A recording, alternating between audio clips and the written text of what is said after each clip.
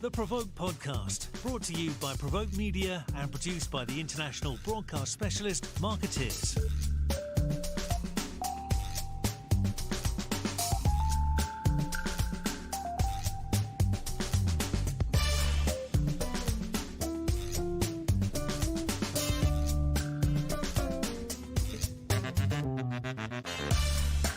Hello and welcome to the PRovoke Media podcast. I am Diana Marszalek. I'm senior reporter with PRovoke Media.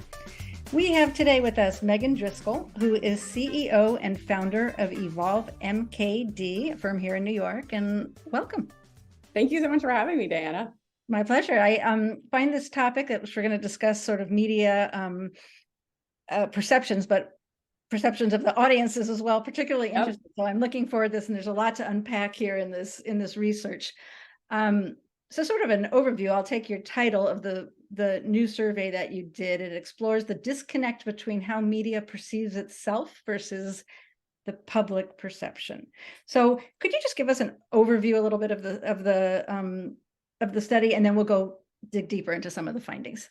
Yeah, sure. So this is our, at EvolveMKD, this is our second proprietary research report. We did one about 18 months ago, really kind of in the thick of COVID, about mental health and how that impacted our communications, like during those kind of 18 months that COVID was really hot and heavy. We got together to think about what we wanted to do for our second report.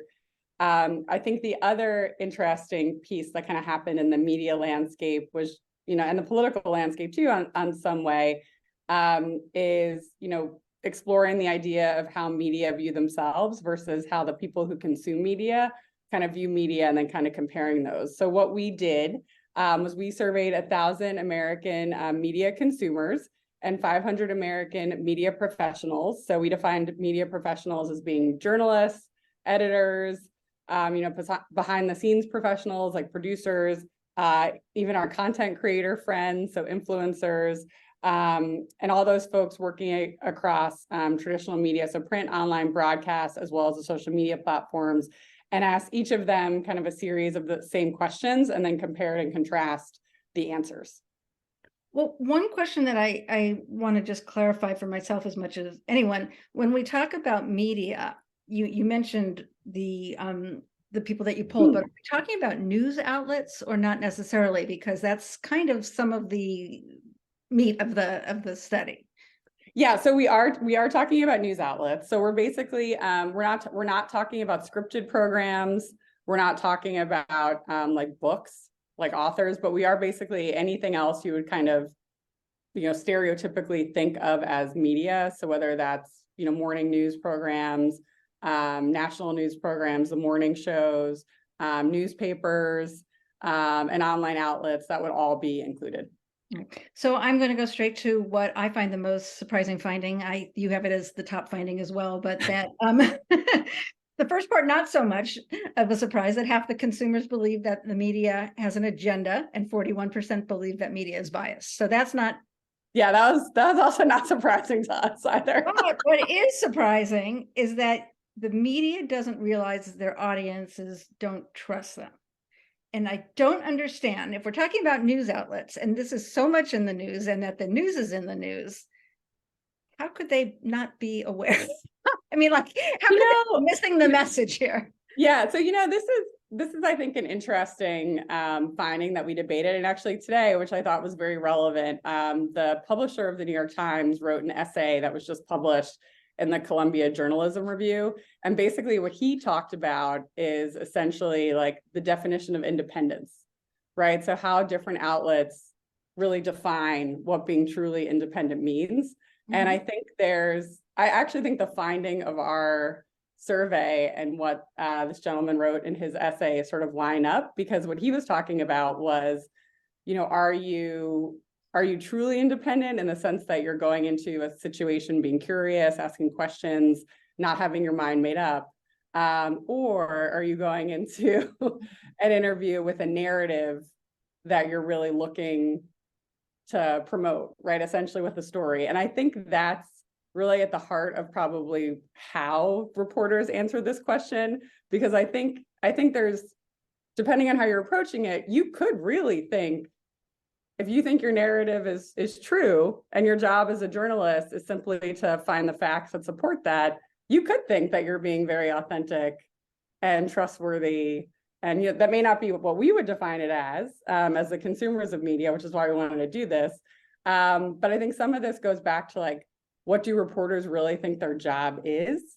And I think that's that differs, I think, reporter to reporter. And that I think would have been something interesting if we do like a part 2 of this, is really dig deeper into like, how do reporters define and TV producers define truly independent journalism? And is that really their job anymore, right? Because as we get like further into the survey, you see, media rank sometimes that their number one job is like entertainment more than education.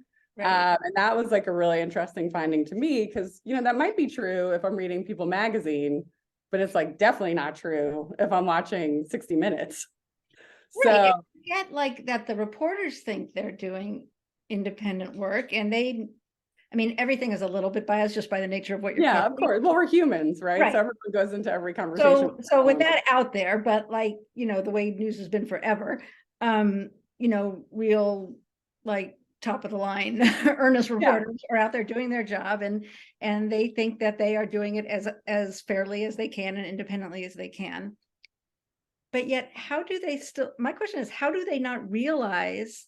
I understand that they think they're being not biased, but how do they not know that consumers think that they're biased when, we've had entire elections based on CNN versus Fox News or the New York Times versus whomever. Like, how do they not know? Well, I think some of that is also, and this was not covered in our survey, this is like my hypothesis. Okay.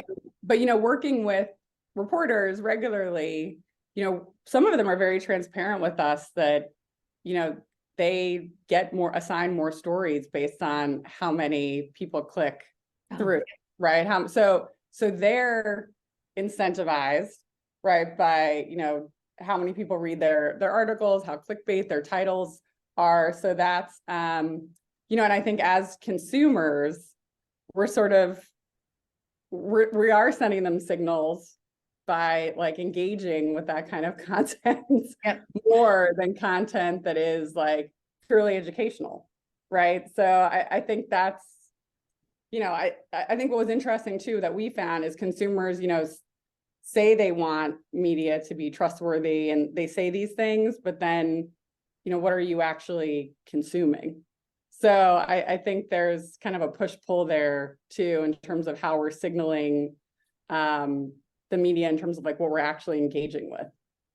Right. And so they're consuming, when you talk about entertainment, and considering we're doing news outlets here, you're talking about like the People magazines of the world, feature stories. Yeah. Or even like, when we, there was we work on a lot of healthcare clients, and there was it was a journalist for a very, I will not say which outlet, but something something like, equivalent to The Economist. Basically, but not The Economist. Okay. But not The Economist. But that like tier of like, intellectual, like academia, like sort of that space.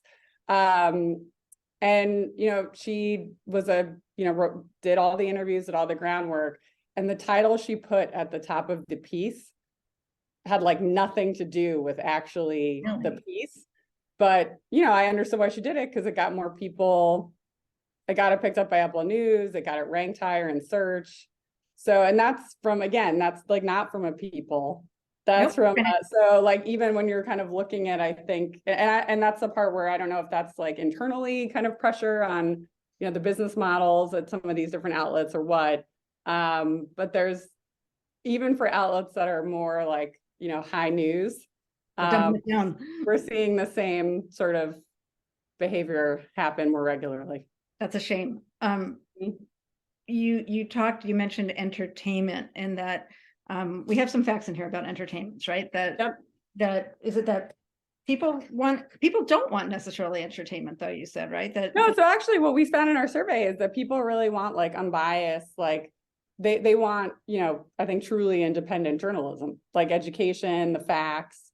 I think one of the things that I thought was really interesting was, you know, people, that kind of was a big finding of what consumers were looking for, but then how it was presented was kind of where like the different age groups in our data set like deferred. So there were, you know, as you get into, like, I'm in my 40s, so kind of the millennial, like, I think we're like geriatric millennials or something Well, technically. then I'm more geriatric than you. Yeah, it's like terrible. Like, this is the worst term in the world. But they, you know, in our survey, basically, like, it was all about like, who's presenting the information? Is it an expert? Do I trust that person? Versus when you get a little bit to a younger consumer, they were more interested in like, okay, what's the emotional tie to the story? Like different things spoke to like different groups of people to kind of make them engage or like believe the story more. And that's what I found to be like pretty interesting and pretty, you know, in terms of being relevant to like what we do. Because I think in the past, you know, I had always been taught kind of coming up like more traditional and comms, you know, that you kind of need maybe like a different angle or a different story for, you know, different people. And actually what this showed is it can be the same story. It's just how you're telling it that needs to be like a little bit different depending on who you're talking to. So tell us about what your research shows about how these stories, the same story, could be told, best told to different age groups. Yeah, so I think that was one of the more interesting items that came out of our survey is just kind of how the age groups really interact with information differently and what they need to be as kind of important parts of the story. But we defined ages, just to kind of level set, we defined Gen Z as 18 to 24, a younger millennial, 25 to 34, the older millennial, 35 to 44, Gen X, 45 to 54, and boomers, basically 55 and up. And so what we found is, you know, older millennials, Gen X and boomers definitely want kind of more hard facts than their younger counterparts, whereas like Gen Z and younger millennials are more inclined to actually want the opinion of the writer or content creator. So in terms of kind of what the Gen X and the boomer really need in their pieces of news is they definitely want the data and the hard facts. They want links to like other sources to kind of do their own research. And then firsthand experiences were actually important to all of the audiences, which I thought was like pretty interesting. So people want to know, did someone try this? What was someone else's journey like? If it's kind of a health issue or something like that. And then Gen Z and younger millennials really wanted that, like I mentioned, that personal perspective. That was actually the most important thing they listed they wanted in their media coverage. But the personal perspective is not necessarily an influencer, right? You said nope. that. It's whoever's writing. So the personal perspective of like the writer or whoever's creating the news or the content that they're taking in. Okay. What does this sentence, maybe you can explain this to me, this was also in your takeaway, that for comms people, that you should have to tell stories based on how audiences will perceive them, putting perception over facts. So I don't know if it's necessarily perception over facts, but I think it's like, to my point about kind of all the different consumers. The other thing we looked up besides age was kind of how the different groups that consume media and organizing them by skepticism and bias. And so I think that's really where the perception versus the facts kind of come in. So 62% of consumers, which we call the analyst group, they consume a ton of media. Media is important to them. And they don't believe everything they read, so they read a lot. So that's kind of where that, I think, perception piece of that comes in. And then we have the loyalist, which is with 61% of the consumers we surveyed. They only trust their preferred media source, and they're highly skeptical of everything else. So this is probably like your Fox News people versus MSNBC. And then the critic, which it was 43% of the consumers highlighted in our survey, they basically have an overall negative view of the entire media industry. That's nice. That's nice. Have a strong opinion that media is biased, has an agenda, and is also under the control of politicians. Okay. This was a positive one, though. The fact finder, which is 88% of consumers self-selected into, they want only the facts. So this is what we were talking about earlier. They prefer neutral news with no obvious bias, and they do avoid entertainment stories. And then the devotee, which is 40% of consumers, and this was the most positive group. They know that there is a bias, they're aware of that, but that doesn't necessarily turn them away. And they feel that media is still really important, if not more important than ever before. And they strongly believe that media needs to have the freedom to create stories that they think are important and should be told. So overall, people are still supporting the news media. Still supporting the news media, just varying levels of skepticism and bias. Right. And you said that younger consumers are more engaged than older consumers with news media, or am I making that up? Or they think the media is more important than older consumers? They think that the media is more important than older. So yes, they think it's more important, and they're actually 2 to 3 times more likely to buy products or try something after seeing or reading about it, either via traditional media or from an influencer. Okay, so are we considering influencers the media here? So we are. We put them in kind of in that group because they kind of are in a way. I mean, Right. They're almost like their own little news channels at this point. Right. So it's yeah, I mean, because to some degree, an influencer is a totally different animal than, like you said, The Economist. So it is. It's different, but there's still a place where people get information. Right. Mm-hmm. They're mixing it up.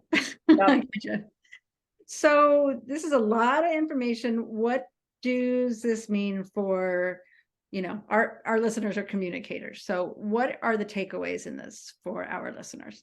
Yeah, I would say that the key takeaways are, consider kind of who your partners are based on who you're trying to reach. So if you're, looking at if you have KOLs versus celebrities, seeing kind of who's the right asset to really be telling your story.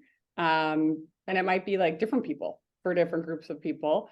Also kind of where you're telling your story, depending on who you want to reach. So, when we talked about the analyst versus the loyalist versus the critic, all those folks look at very different things. For instance, the loyalist will basically be looking at only 1 or 2 things. So making sure you really understand where your consumers not only are in terms of the usual stuff, like household income, gender, demographics, all that, but really understanding kind of what they're looking for out of their media. So when you're developing your public relations plans, you're actually hitting them where they are. And then, just making sure that, again, if you're telling a story, that you're hitting on those pieces that your audience might want to know. So knowing that older folks kind of really want that data versus younger folks actually want the opinion of the person who's writing it. For us, we keep that in mind when we're thinking about who to work with in the media, because there are some reporters that just approach things in a different way. So making sure that you're not only thinking about the outlet, but also kind of who has the right, tone, approach for who you're really looking to reach with your message. Excellent. Well, I appreciate your research, and thank you for being with us. This was a fun conversation. Yeah, this was so fun. Thank you for making it easy for me. So I appreciate it. Okay, we'll talk soon.